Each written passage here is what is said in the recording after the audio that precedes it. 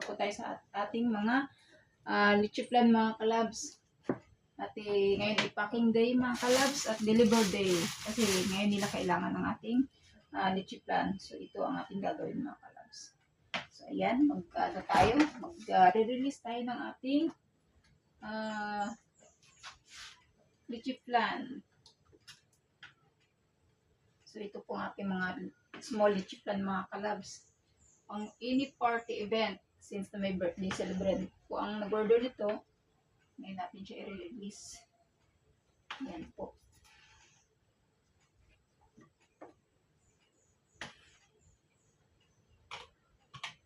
So bali ano lang naman yan.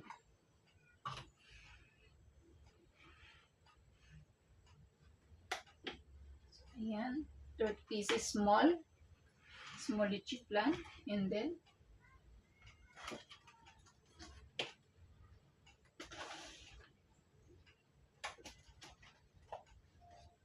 15 pieces na large leche flan ang kanilang order ng ating mga reseller mga kalabs. So, ayan. So, ganito lang po ang ginagawa natin mga kalabs. Binabalot lang po natin sa plastic. So, kasi mamamalingki ako mga kalabs. So, bago ako mamamalingki, ano ko muna itong ating leche flan. Kasi importante ito, kailangan kasi nila ito sa kanilang birthday celebrant.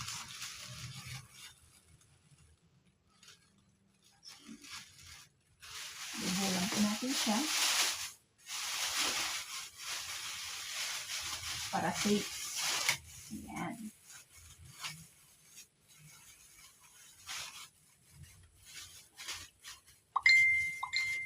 Ayan mga kalabs. So, diba?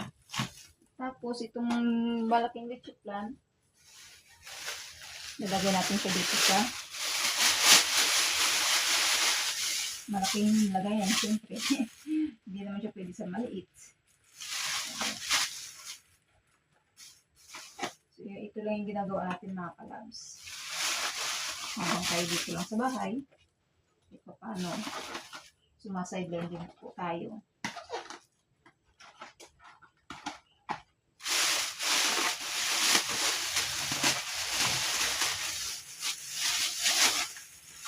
So, since kasya naman siya 15 pieces sa isang lagayan, pagkasya natin siya.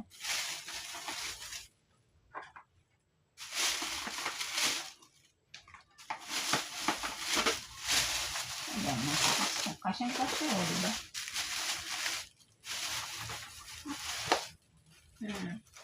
Mabigat na. So, ayan, dudublin lang natin mga kalabs for safety. Kasi baka,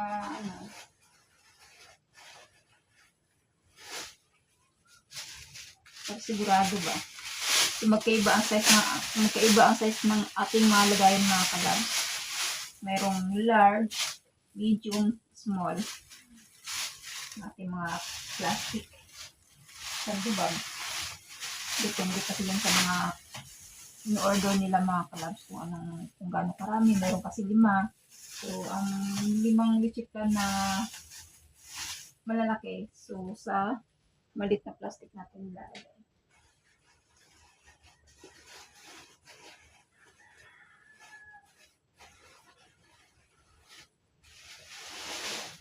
At ito naman sa kailangan natin ito dublihin kasi mabigat